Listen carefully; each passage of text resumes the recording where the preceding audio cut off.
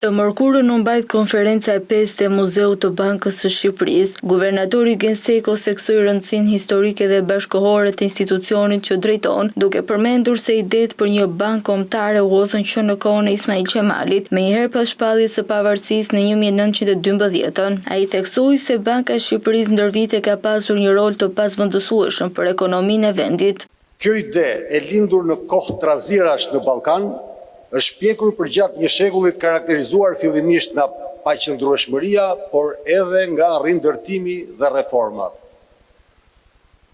Historia e Bankës Qendrore në Shqipëri pasqyron evolucionin e vetë vendit me 3 faza të dallueshme të formësuara nga sisteme politike dhe ekonomike të ndryshme.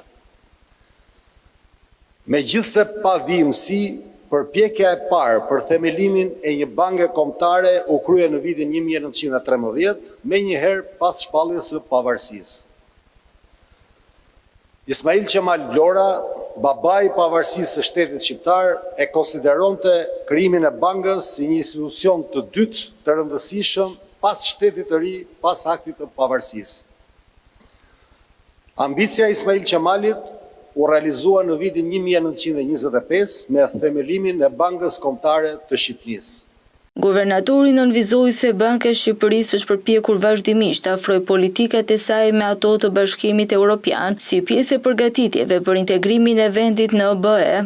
Integrimi ynë në institucione ndërkombëtare, si Fondi Monetar Ndërkombëtar dhe Banka Botërore, shënoi një pikë these duke hedhur themelet për reformat e tregut, forcimin e kapaciteteve institucionale dhe rrugën drejt integrimit evropian. Sot Banka e Shqipërisë ruan me përgjegjshmëri stabilitetin e çmimeve, stabilitetin financiar dhe të makroekonomisë.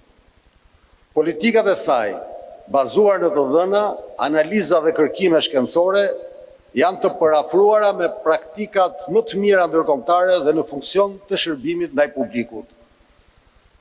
Me kalimin e kohës, banka ka vepruar nënfuese të gjitha regjimet monetare, nga standardi i arit, te planifikimi i centralizuar, e në fund tek shënjestrimi monetar dhe ai i inflacionit.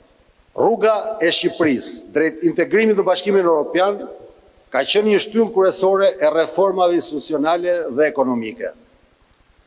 Banka e Shqipërisë luan një rol tepër të rëndësishëm në këtë proces, duke përafruar politikat dhe praktikat e saj me standardet europiane, me synim forcimin e stabilitetit, transparencës dhe qëndrueshmërisë së nevojshme për anëtarësim në Bashkimin Evropian.